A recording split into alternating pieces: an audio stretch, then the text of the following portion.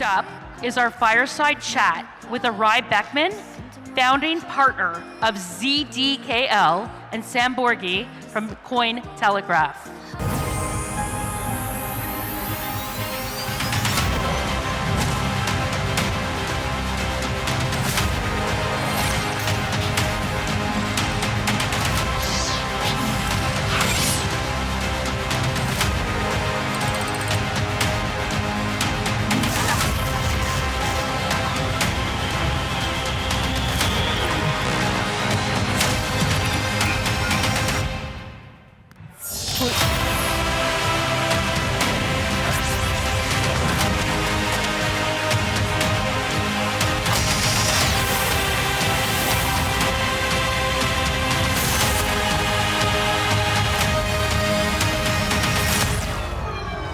Please welcome them up to the stage.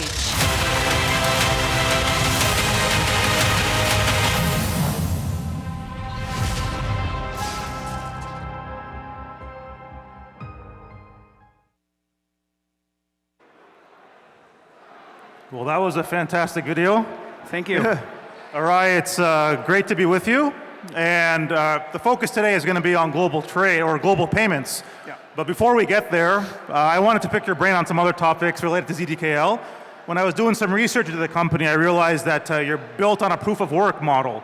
And it's not every day you see a new layer one building on a POW model. So kind of walk me through what you learned from Bitcoin and why you decided to perhaps go the more cumbersome route and launch a POW chain. Yeah, it's a great question. Thanks for starting off with that, Sam. So first of all, how many of you are here today in the audience? Just so I can see a show of hands. How many are here? Okay, just a few of you. That's good. That's more than usual. So thanks everybody for being here. So a proof of work model, you know, Bitcoin is the OG, right? They started the whole thing. Proof of work, really, we feel it allows for trust.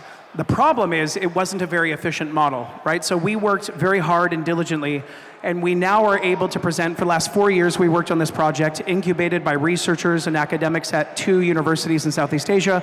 Now we're able to present one of the world's first fully AI integrated, super efficient proof of work models that will actually allow everyone in the audience, if you guys want to go to zdkl.online, you can download the wallet, and your wallet on your laptop and computer will be a node.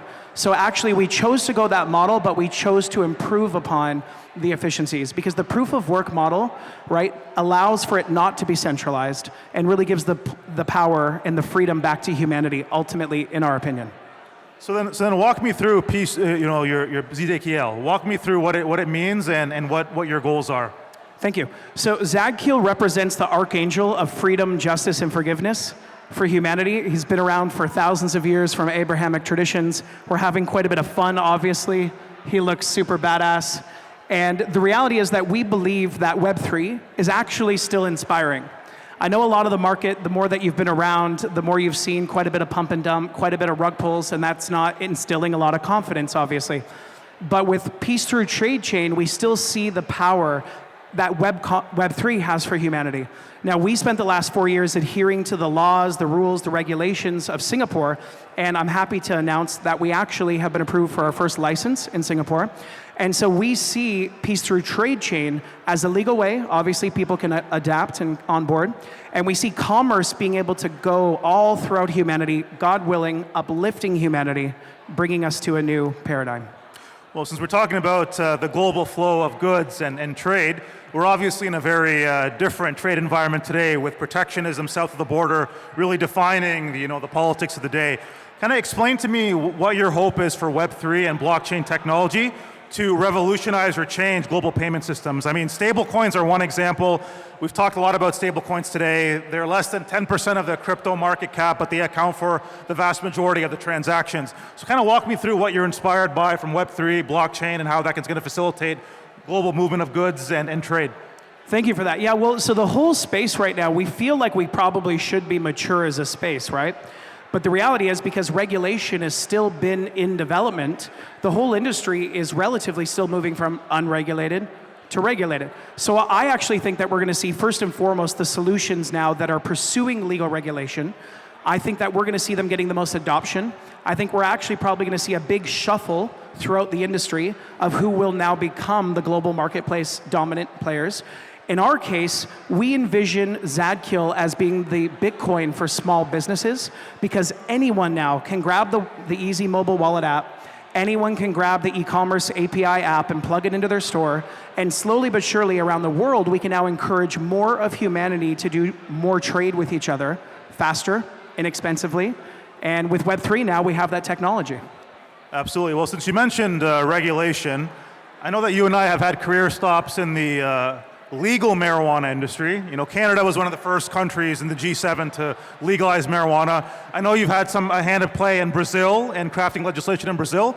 And I don't bring up marijuana because I want to talk about the industry per se, but both the marijuana industry and blockchain are known for being opaque regulatorily. So what have you learned from your experience in that industry, and how does that apply to blockchain? Yeah, it's a great question. So my wife and I, who's actually in the audience, we are responsible for having helped write the laws and the regulation and legalizing CBD and marijuana medically for the country of Brazil. And that was a big deal. The company of ours at the time received a multi-billion-dollar pre-IPO valuation. And so what we learned was that if you can actually be in the right place with the rules and the regulations, it allows for the legal on-ramp. Now, I know there's a huge proponents towards fully decentralized.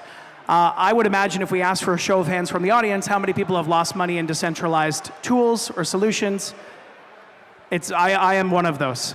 So the problem is, I would never recommend my parents to put their money on a fully decentralized solution. They're harder, life savings.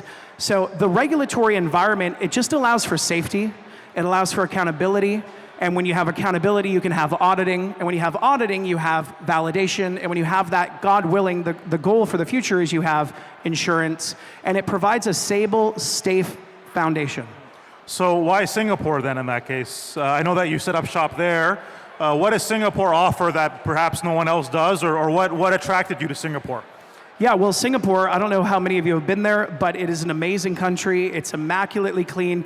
And what's most amazing about Singapore is it's a real melting pot for multicultural commerce. And it's arguably, in my opinion now, one of the world's leading financial markets.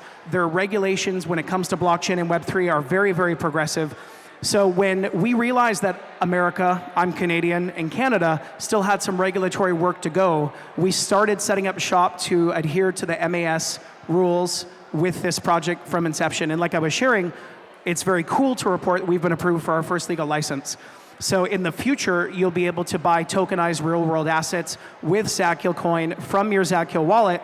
And the really cool thing about that is we have some amazing partners there in Singapore, like one of the world's largest gold and silver vaults.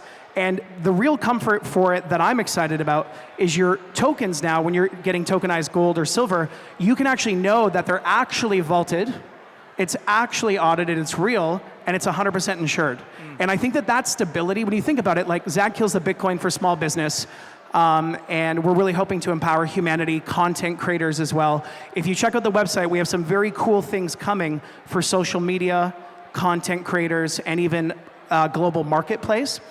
But how cool will it be when you actually know that the gold or silver token or coin that you're holding in your wallet is actually 100% verified to be in a vault and it's fully insured? Like, what kind of feeling versus what's currently out there in the market does that give you? Very good. No, that's excellent. It's what you need, right? So, I mean, we are in Canada. We're both Canadian. Yeah, you went off to Singapore to establish your business. What does Canada need to do to bring people like you back? And do you have any plans on potential coming back to Canada, or at least expanding operations here? Yes, absolutely, plans to set up an office here and expand operations. And I think we're already doing a good job regulatorily from what I've observed and what I can see. And I think we just need to keep pushing the legislative regulatory efforts. We really need to push it. And we can contact old school, our MPs. We can write them. We can host events. We can continue to educate them on how important it is. And at the end of the day, as Canada can, continue its regulatory efforts, we can get better licensing in place. That'll really, kind of open the floodgates for obviously the industry that clearly so many Canadians really want in full force. Fantastic. So we are right now. It looks like the bull market is returning in crypto. Markets are up quite a bit today, and I think that's an omen of things to come. A lot of the doomers told us a few months ago that it was all over, but those of us who've been around the cycles know better. What are you excited about in terms of what you're seeing in the market now, over the next few months, next year, and how does that align with what you're doing? Well, I am excited about ZDKL. It's a utility coin, so there's no guarantees. There's always a risk. And FYI, it's available for pre-sale now. You guys can check out our booth at the back of the hall, scan the QR code. We just sold out of the $1 per coin lot. We're now at $2. There's only 500,000 coins available, then it goes to 3, and we'll continue to go through these lots between now and our ICO this year. So I am excited about that because this project has been done properly. It followed the regulatory path. It waited 4 years before going to market. It has the right partners. And being someone that was born and raised in finance, it's really comforting actually to see real, legitimate blockchain projects done properly going to market. I think we're all sick and tired of rug pulls and pump and dumps, and we believe in the validity of the technology. So projects done properly, like ZDKL and Peace Through Trade, I believe will really help legitimize the space. And to answer your question about helping regulatory efforts, that's what government officials need to see. They need to see people that are properly doing it, they're following the laws, right? They don't like hearing the horror stories of people that have lost their funds in a fully decentralized solution and there's no recourse, right? They want to know that what they can have can actually allow for global peace through trade, right? Global commerce at the highest levels. And I'm proud to say that the team here has done an incredible job, and ZDKL is that. So talking more about the ICO, when is that going to be launched, and is that based also in Singapore as well? Because I know ICO laws have been pretty dicey over the last, probably since 2017, right? Yeah, it's a great question. So the IEO date is not yet set, so make sure to follow us on Telegram and X and join the community. Now it's a point where we get to come together as a community and make something happen, which I think is pretty cool. And you'll stay tuned there, and we'll be announcing the dates. But the goal is that we have an IEO initially, because it's a layer 1, right? 53% of these coins are locked for mining rewards. But the goal is not too far in the distant future, we're going to have an IEO, and then from there, we'll announce the ICO. 2025 is the time to celebrate. You know, if you survive 2022 that year, then you have a lot to be happy about. That's all that I have. Yeah, perfect. Well, thank you very much, Sam, and thank you everybody here at Futurist. Appreciate it. Thank you.